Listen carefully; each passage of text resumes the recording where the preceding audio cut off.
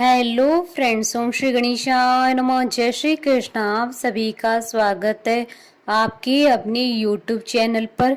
Friends, आज हम आपको इस वीडियो में बताने जा रहे हैं वैशाख मास महात्म्य के 11वें अध्याय के बारे में और स्कंद पुराण के अनुसार वैशाख मास महात्म्य के चौथे अध्याय के बारे में। फ्रेंड्स, वीडियो शुरू करने से पहले आपसे रिक्वेस्ट है, अगर आप हमारी चैनल पर नए हैं और आपने अभी तक चैनल को सब्सक्राइब नहीं किया है तो प्लीज सब्सक्राइब कीजिएगा चैनल को, साथ ही प्रेस कीजिएगा बेल आइकन को, जिससे नए वीडियो से रिलेटेड नोटिफिकेशन आपको तुरंत प्राप्त हो सके। और वीडियो पसंद आने पर वीडियो को लाइक और शेयर जरूर कीजिएगा ताकि सभी भक्तों को इस वीडियो का लाभ प्राप्त हो सके।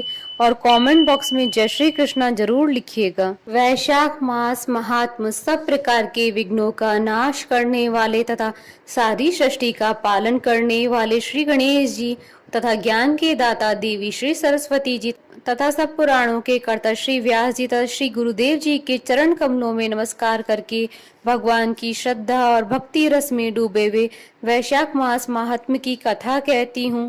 महर्षि वशिष्ठ के उपदेश से राजा कीर्तिमान का अपने राज्य में वैशाख मास के धर्म का पालन कराना और यमराज का ब्रह्मा जी से राजा के लिए शिकायत करना। मिथिलापति ने पूछा, ब्राह्मण, जब वैशाख मास के धर्म अतिशय सुलभ पुण्य राशि प्रदान करने वाले भगवान विष्णु के लिए प्रीति कारक चारों पुरुषार्थों की तत्काल सिद्धि कराने वाले सनातन और वेदोक्त हैं, तब संसार में उनकी प्रसिद्धि कैसे नहीं हुई। श्रुतदेव जी ने कहा, राजन, इस पृथ्वी पर लौकिक कामना रखने वाले ही मनुष्य अधिक है। उनमें से कुछ राजस और कुछ तामस हैं। वे लोग इस संसार के भोगों तथा पुत्र पौत्र आदि संपदाओं की ही अभिलाषा रखते हैं। कहीं किसी प्रकार कभी बड़ी कठिनाई से कोई एक मनुष्य ऐसा मिलता है जो स्वर्ग लोक के लिए प्रयत्न करता है और इसलिए वह यज्ञ आदि पुण्य कर्मों का अनुष्ठान बड़े प्रयत्न से कराता है, परंतु मोक्ष की उपासना प्राय कोई नहीं करता।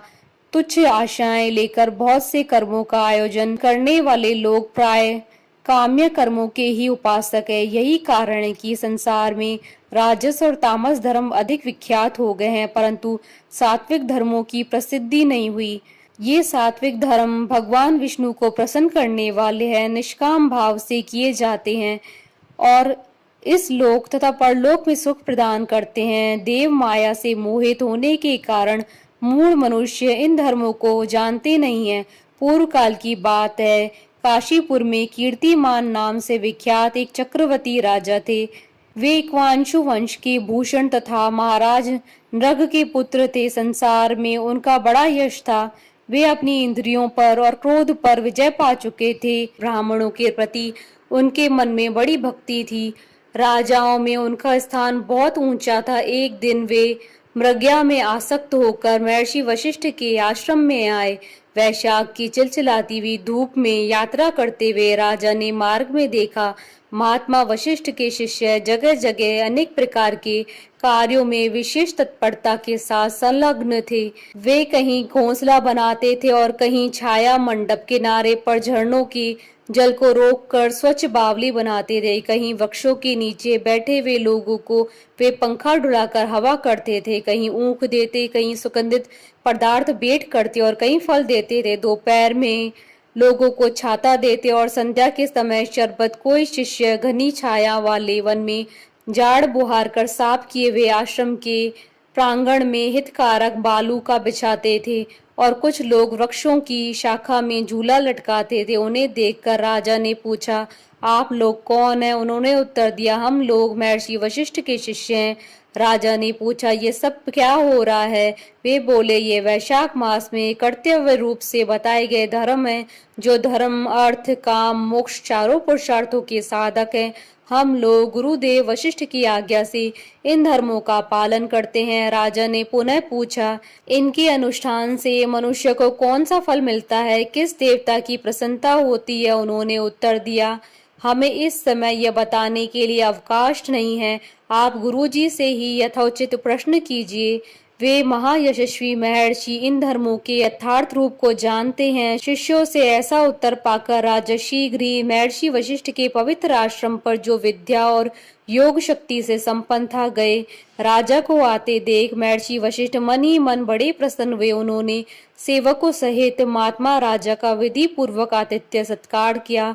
जब वे आराम से बैठ गए तब गुरु वशिष्ठ से प्रसन्नता पूर्वक बोले, भगवान, मैंने मार्ग में आपके शिष्यों द्वारा परम आश्चर्य शुभ कर्मों का अनुष्ठान होते देखा है, किंतु उनके संबंध में जब प्रश्न किया तब उन्होंने दूसरी कोई बात न बताकर आपके पास जाने की आज्ञा दी। उनकी आज्ञा के अनुसार मैं इस समय आपके समीप आया हूँ। मेरे मन में उन धर्मों को सुनने की बड़ी इच्छा है, अतः आप मुझसे उनका वर्णन करें। तब महायशस्वी वशिष्ठ जी ने प्रसन्नता पूर्वक कहा, हे राजन, तुम्हारी बुद्धि को उत्तम शिक्षा मिली है, अतः उसने यह उत्तम निश्चय किया है, भगवान विष्णु की कथा की श्रवण और भगवत मार्ग के अनुष्ठान में जो तुम्हारी बुद्धि की अत्यंतिक प्रवृत्ति हुई है, यह तुम्हारे किसी पुण्य का ही फल है, जिसने वैशाख मास में बताए हुए महाधर्म के द्वारा भगवान श्री हरि की आराधना की है। उसके उन धर्मों से भगवान बहुत संतुष्ट होते हैं और उसे मनोवांछित वस्तु प्रदान करते हैं। संपूर्ण जगत के स्वामी भगवान लक्ष्मीपति समस्त पाप राशि का विनाश करने वाले हैं। वे सूक्ष्म धर्म से प्रसन्न होते हैं, केवल परिश्रम और धन से नहीं। भगवान विष्णु भक्ति से पूजित होने पर अभीष्ट वस्तु प्रदान करते हैं, इसलिए सदा भगवान विष्णु की भक्ति करनी चाहिए। जगदीश्वर श्री हरि जल से भी पूजा करने पर अशेष क्लेश का नाश करते हैं और शीघ्र प्रसन्न होते हैं। वैशाख मास में बताए हुए ये धर्म थोड़े से परिश्रम द्वारा साध्य होने पर भी भगवान विष्णु के लिए प्रीति कारक एवं शुभ होने के कारण अधिक व्यय से सिद्ध होने वाले बड़े बड़े यज्ञादि कर्मों के भी तिरस्कार करने वाले हैं। अतः हे भूपाल, तुम भी वैशाख मास में बताए हुए धर्मों का पालन करो और तुम्हारे राज्य में निवास करने वाले अन्य सब लोगों से भी उन कल्याणकारी धर्म का पालन करवाओ। इस प्रकार से वैशाख मास के धर्म के पालन की आवश्यकताओं को शास्त्रों युक्तियों से भली भांति सिद्ध करके वशिष्ठ जी ने वैशाख मास के सब धर्मों का राजा के समक्ष वर्णन किया। उन सब धर्मों को सुनकर राजा ने गुरु का भक्ति भाव से पूजन किया और घर आकर वे सब धर्मों का विधि पूर्वक पालन करने लगे। देवादिदेव भगवान विष्णु में भक्ति रखते हुए राजा कीर्तिमान देवेश्वर पद्मनाभ के अतिरिक्त और किसी देवताओं को नहीं देखते थे। उन्होंने हाथी की पीठ पर नगाड़ा रखकर सिपाहियों से अपने राज्य भर में डंके की चोट पर यह घोषणा करवा दी कि मेरे राज्य में जो 8 वर्ष से अधिक आयु वाला मनुष्य है, उसकी आयु जब तक 80 वर्ष की न हो जाए तब तक मेष राशि में सूर्य के स्थित होने पर यदि वह प्रातःकाल स्नान नहीं करेगा तो मेरे द्वारा दंडनीय, वध्य और राज्य से निकाल देने योग्य समझा जाएगा। यह मेरा निश्चित आदेश है। पिता, पुत्र, पत्नी अथवा सुहृद जो कोई भी वैशाख धर्म का पालन नहीं करेगा वह चोर की भांति दंड का पात्र समझा जाएगा। प्रातःकाल शुभ जल में स्नान करके श्रेष्ठ ब्राह्मणों को दान करना चाहिए। तुम सब लोग अपनी शक्ति के अनुसार घोंसला और दान आदि धर्मों का आचरण करो। राजा कीर्तिमान ने प्रत्येक ग्राम में धर्म के उपदेश करने वाले एक ब्राह्मण को बसाया।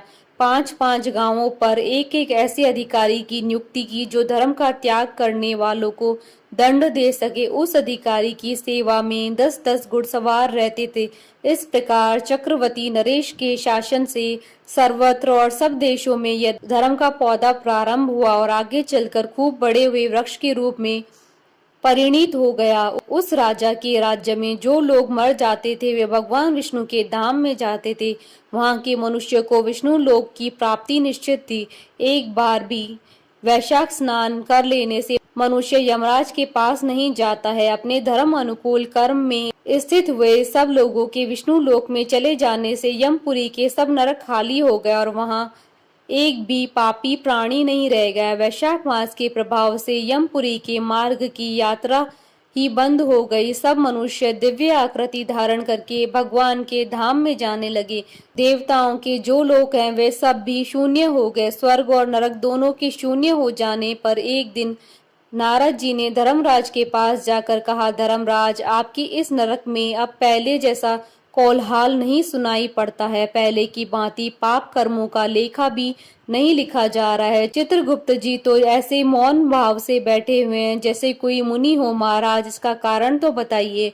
महात्मा नारद के ऐसा कहने पर राजा यम ने कुछ दिन तक के स्वर में कहा, नारद, इस समय पृथ्वी पर जो यह राजा राज्य करता है वह पुराण पुरुषोत्तम भगवान विष्णु का बड़ा भक्त है। उसके भय से कोई भी मनुष्य कभी वैशाख मास का उल्लंघन नहीं करता है। उस पुण्य कर्म के प्रभाव से सभी भगवान विष्णु के परम धाम में चले जाते हैं। मुनिश्रेष्ठ, उस राजा ने इस समय मेरे लोक का मार्ग लुप्त सा कर रखा है। स्वर्ग और नरक दोनों को शून्य बना दिया है। अतः ब्रह्मा जी के समीप जाकर यह सब समाचार उनसे निवेदन करके तभी मैं स्वस्थ होऊंगा। ऐसा निश्चय करके यमराज ब्रह्मा जी के लोक में गए और वहां बैठे हुए उन ब्रह्मा जी का दर्शन किया जिनका आश्रय ध्रुव है, जो इस जगत के बीज तथा सब लोकों के पितामह हैं और समस्त लोकपाल, दिक्पाल तथा देवता जिनकी उपासना करते हैं। ब्रह्मा जी ने यमराज को देखा और यमराज ब्रह्मा जी के आगे पृथ्वी पर गिर पड़े। फिर यमराज ने कहा, कमलासन काम में लगाया हुआ जो पुरुष स्वामी की आज्ञा का ठीक ठाक पालन नहीं करता है और उसका धन लेकर भोगता है, वह काटक पीड़ा होता है। जो बुद्धिमान मनुष्य लोभ व स्वामी का धन उपभोग करता है वह 300 कल्पों तक त्रियग योनि रूप में नरक को जाता है। जो कार्यों में नियुक्त हुआ पुरुष कार्य करने में समर्थ होकर भी अपने घर में बैठा रहता है वह बिलाव होता है। देव, मैं आपकी आज्ञा से धर्म पूर्वक प्रजा का शासन करता आ रहा हूँ। मैं अब तक मुनि और धर्म शास्त्रों की कथा अनुसार पुण्यात्माओं को पुण्य फल से और पापात्मा को पाप के फल से संयुक्त किया करता था, परंतु अब आपकी आज्ञा का पालन करने में मैं असमर्थ हो गया हूँ। कीर्तिमान के राज्य में सब लोग वैशाख मास में पुण्य कर्मों का अनुष्ठान करके पितरों और पितामहों के साथ वैकुंठ धाम में चले जाते हैं। उनके मरे हुए पितर और माता महा आदि भी विष्णु लोक में चले जाते हैं। इतना ही नहीं, पत्नी के पिता, ससुर आदि भी मेरे लेख को मिटाकर विष्णु लोक में चले जाते हैं। देव, बड़े बड़े यज्ञों द्वारा भी मनुष्य वैसी गति नहीं पाता है जैसी वैशाख मास में मिल रही है। संपूर्ण तीर्थों से, दान आदि से, तपस्याओं से, व्रतों से अथवा संपूर्ण धर्मों से युक्त भी उस गति को नहीं पाता है जो वैशाख मास में धर्म में तत्पर हुए मनुष्य को प्राप्त हो रही है।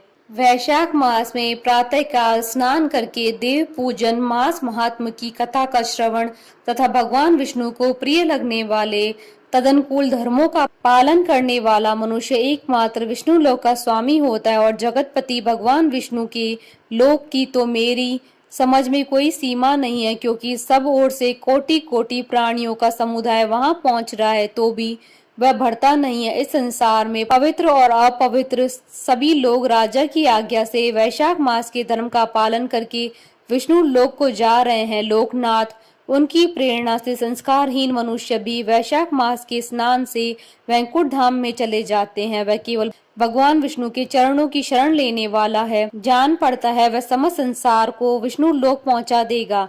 जो पुत्र धर्म, अर्थ, काम और मोक्ष के प्रतिकूल चलता हो वह पृथ्वी पर माता के पेट से पैदा हुआ रोग है।